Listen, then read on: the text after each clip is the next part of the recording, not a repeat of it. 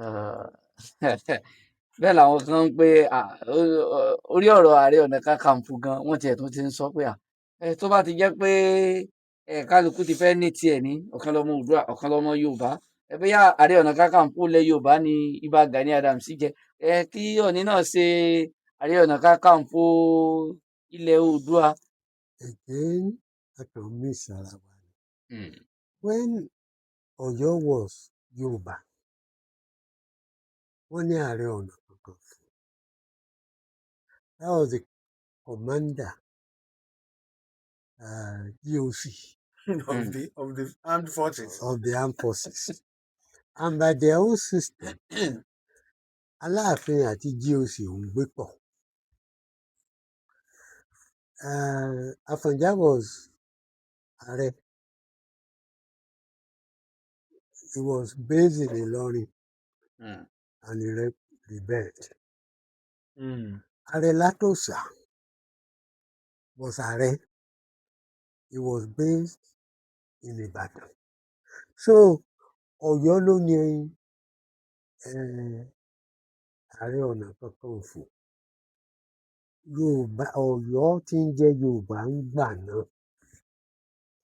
But nígbà tí Ọ̀yọ́ empire collapse now, Aláàfin máa ń jí wá Ìbàdàn láràárọ̀ láti wá pay homage ni now. As at the time they were fighting the village. Kò lè intervene now. He could do. And Ibadan had become the power, the military power. Because in any case, nǹkan tí Ọ̀yọ́ gbẹ́kẹ̀lé náà was the military prowess tó wà Ìbàdàn. And Ibadan was set up not based on Ọ̀yọ́, but based on the present definition of Yorùbá. Kò sí ìlú kan tó wà níbi tá à ń pè ní Yorùbá lónìí tí ò contribute èèyàn sí army yẹn. Yes. I always give the example of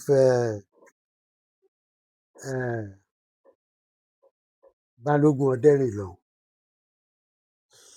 Balógun Ọdẹ́rìnlọ bàbá ẹ̀ Ifẹ̀ ni. Ìyá ẹ̀ Ifẹ̀ ni. His conception was at Ifẹ̀. Wọ́n kúrò nífẹ̀ wọ́n wá bí sí Ìlọrin. Ó join àwọn fighters Àfọ̀njá kó tó break away pé ọlọ̀tẹ̀ làwọn eléyìí. Ó wá kúrò ó wá sí Olúpọ̀nà. Nígbà tó dé Olúpọ̀nà bẹ̀ wọ́n ní ó ti tóbi ju ẹja yìí ti tóbi ju omi wà kó tó wá sí Ìbàdàn. That's how Kábíyèsí Olúbàdàn about 2 weeks ago ó lọ sí Ọdẹ Òmu láti re-establish the relationship tó wà. Kábíyèsí Akínbíyì náà pé gbọ̀ngàn àbí nǹkan ló ti wá. So bí Ìbàdàn ṣe so Ìbàdàn was properly representative of all Ìbàdàn of all the present Yorùbá. Ọ̀yọ́ was not. So kò sẹ́ni tó máa bọ́ Aláàfin ju Ààrẹ Ọ̀nà Kakanfò. Wọ́n fi bàbá Akíntọ́lá jẹ. After bàbá Akíntọ́lá wọ́n fi MKO jẹ. After MKO wọ́n wá fi Ìbà Gani Adams jẹ. Aláàfin ló ń jẹ nǹkan bó bá ṣe wù ú. Olúbàdàn ò ní jẹ Ààrẹ Ọ̀nà Kakanfò. Olúbàdàn máa jẹ Baṣọ̀run Balógun. Àfọ̀n. Because tí ò bá sì ti pé àwọn Èkìtì wọ́n bẹ̀ sí fà Èkìtì, Ìjẹ̀ṣà, Àkókó, Ìgbómìnà tó ń fight Ìbàdàn. You know, Ìbàdàn bá establish empire ìbá completely replace Ọ̀yọ́. So àwọn nǹkan kan wà tí èmi kàn rò pé à ń waste time ara wa lé lórí. Nígbà tí Kábíyèsí débẹ̀ ó sọ pé òun máa lọ sí China òun láwọn kan ń bẹ̀ òun máa lọ kó wọn wá bẹ̀ sí industrial and entrepreneurial development lọ́yọ̀ọ́. Ìyẹn lèmi rò pé ìbámojútó. Ó sọ pé òun máa ṣe an hospital tàbí a center of excellence ìyẹn ní ìbámójútó. Mhm. ìyá ní gbogbo eléyìí èmi ni àlejò kan jẹ ẹnìkan ò jẹ ẹni fi jẹ ọ̀pọ̀lọmọ tí ò tí demonstrate performance. eléyìí tó fi jẹ ọ̀pọ̀lọmọ Oòduà was based on what he has been doing in Ìlàjì Yes.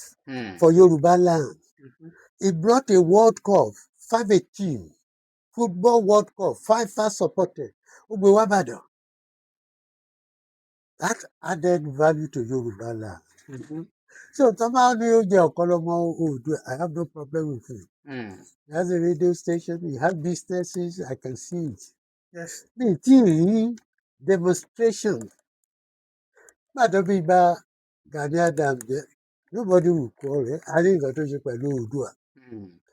I mean, how you try to protect us and things like that. You know, at Ṣèyí the time, Tinubu wá ńkọ́? eh? Ṣèyí Tinubu wá ńkọ́? Kò sí nǹkan. Kí rí nǹkan tó sọ. I mean, Kò sí you nǹkan can kan. make him. Amòfin ni, agbẹjọ́rò ni, ọmọ Oh, ààrẹ ni. Àìmọye no, amòfin. you don't get it right nítorí pé ó jẹ́ Ó jẹ́ ọmọ amòfin. ààrẹ. Àbí nítorí pé ó jẹ́ ọmọ ààrẹ. No. He has to demonstrate performance. Mhm. Now you should encourage him to demonstrate performance. Let him use his network to help the youth here. A rí ìgbà tó ń kó ráìsì lọ sí Bọ̀nú náà, a rí gbogbo ẹ̀ àti nǹkan lọ. Àti ìgbọ́ pé kó wá sọ̀yọ́ àbókù wá sí Akínmọ̀rin. No. So let him demonstrate, encourage him to demonstrate performance. And then he will earn it. Get me say, Madam MKO jẹ́ Ààrẹ Ọ̀nà Kakanfò. Ní gbogbo nǹkan tó ti ṣe resource investment in ITT, Middle East, Africa, but more importantly, a rí i pé ó win election tó di private. So he earned it. When they made Akintola, he was a premier. So he earned it. Allow Seyi to earn it. Encourage this brilliant young man to perform. You know, you don't inherit performance from your parents. Káló mọmọ Ṣọ̀ṣì rè ń sìn. Ṣọ̀ṣì was one of the greatest prime minister. Ṣé gbúrò ẹ̀ ni? Káló gbúrò ọmọ Herbert Macaulay. Àwọn ọmọ Awólọ́wọ̀ tẹ́ mọ̀, it is by their performance, not by pé àjọ ọmọ bàbá Awólọ́wọ̀ náà. Ṣé ẹ̀rọ ọmọ Azikiwe ni? Abẹ́rẹ́ ọmọ Babangida. Àbọ̀mọ Ọ̀para. Àbọ̀mọ Ọ̀para. So don't let us, ẹ má jẹ́ ká bà ìràwọ̀ ọmọdé yìí jẹ́. Let him demonstrate performance. Let him establish himself. And establish himself. Let us see. But nígbà tí ò tí kápá tẹ́tí ni ó ti joyè. Náà ló wá máa kápá báyìí.